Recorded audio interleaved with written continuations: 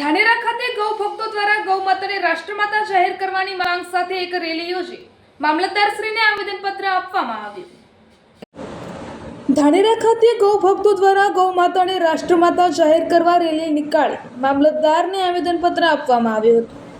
ધાનેરા ખાતે આજ રોજ લાલ ચોક ખાતે મોટી સંખ્યામાં ગૌ ભક્તો એકઠા થયા હતા અને લાલ ચોકથી મામલતદાર કચેરી સુધી રેલી નીકળી હતી અને ગૌ માતાને રાષ્ટ્રમાતા જાહેર કરવાના નાદ સાથે રેલી નીકાળવામાં આવી હતી, જેમાં મોટી સંખ્યામાં ગૌ ભક્તો જોડાયા હતા અને મામલતદારને આવેદનપત્ર આપી રજૂઆત કરાઈ। જય ગૌ માતા, જય ગોપાલ।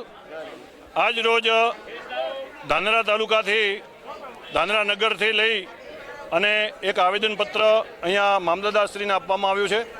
ગૌ માતા રાષ્ટ્રમાતા બને, ગાયને સન્માનીય દરજ્જો પ્રાપ્ત થાય, એના માટેનું આંદોલન આખા ભારતભરની અંદર ચાલી રહ્યું છે અને આજે સમગ્ર ગુજરાતની અંદર તાલુકાઓ દીઠ દરેક કચેરીમાં રેલી દ્વારા સરઘસ દ્વારા આવેદનપત્ર આપવામાં આવી રહ્યા છે અને ગૌ માતા દુઃખી ન થાય, ગૌ હત્યા બંધ થાય અને આપણી સરકાર જલ્દીથી આનો નિર્ણય લે અને સરકારના કાન ખુલે, આંખો ઉઘડે અને જલ્દીથી તાત્કાલિક આનો નિર્ણય લેવામાં આવે એમને પ્રાર્થના કરવામાં આવી છે કે ગૌ માતા બચશે તો દેશ બચશે અને દેશ બચશે તો જ ભારત એ અખંડ બનશે અને ભારતની જે સન્માનીય સંસ્કૃતિ વારસો છે જળવાઈ રહેશે।